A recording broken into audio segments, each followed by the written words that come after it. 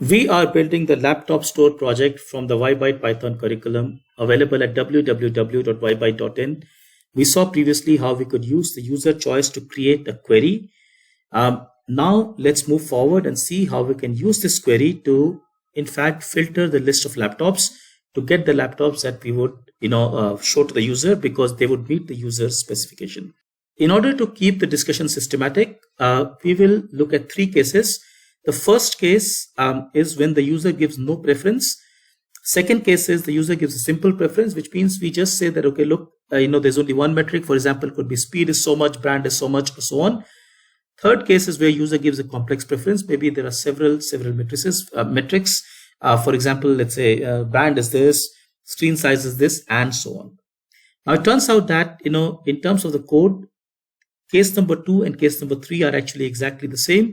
So let's look at case number 1 first, and then we can look at case number 2 and 3 after that. Now, case number 1 here is when the user gives no preference at all. Remember, in this situation, the string query is an empty string. And in fact, all the laptops need to be selected because basically user has no preference. We are going to say that, look, everything is part of the selected list.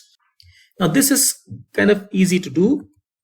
I can just come into my code here and I can say that, look, let's just create a new list. Now, remember, this is a list of those laptops that have been selected. Let's just call it selected laptops. And let this be an empty list. So let's just say, selection of laptops that meet the requirements. So is this selected laptops is, let's say, an empty string. Now, if the user's query is, let's say, empty, if the user, if user has indicated none as a preference, then basically the query is empty. And, I just have to select all the list or all the laptops in the list, right? So I can just say, look, for, let's say, laptop in, let's say, laptops list, well, basically append everything to this selected, right? So I just go and say selected laptops dot say append, let's say laptop. Now, this is really not surprising because the user has not given any preference whatsoever. And hence, every laptop gets selected. Notice this for loop runs over a list, which is laptops list. Hence, laptop here refers to a dictionary because remember, laptops list is basically a list of dictionaries. So I just go and say, look, take every item which happens to be dictionary, go and append that to this list called selected laptops. And if I, so when I run this piece of code, let's say I keep saying none for everything, which means I do not have a preference for, any of these, let's say,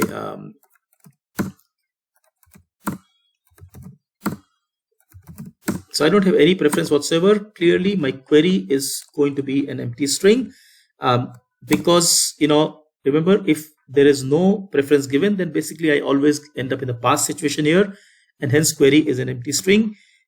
Now, what that implies is that every laptop must be selected.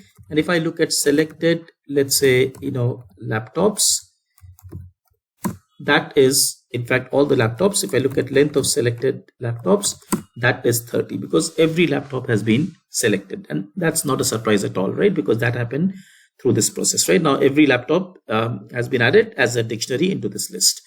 Now, it turns out that we can write this same piece of code in a little bit more concise manner, which is using what is called list comprehension. I'm going to do that. So, think about it. This is running through this laptop list, putting every laptop into this, into the list called selected laptops. I can say this a little bit more concisely by saying that, look, for, let's say, laptop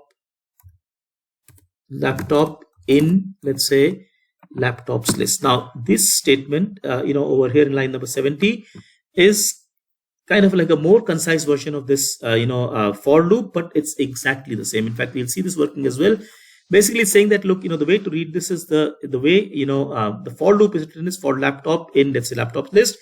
Go and append. Here I'm saying, look, for laptop in laptops list, this part is same. Basically take this laptop and put it as part of the selected laptops, right? So a more concise way of writing this, and useful later on, right? So let's just also see this working. I'm just going to comment this out over here, and I'm just going to add a if condition saying that, look, if query is equal to, let's say, a blank string, which means user has not given any query effectively. I am going to do, let's say, this over here, right? So let's just, okay, so I have to put a colon over here, and I am done, right? So basically, list comprehension gives me a concise way of writing this code. Let's see this working once again. So if I keep saying, for example, none for everything,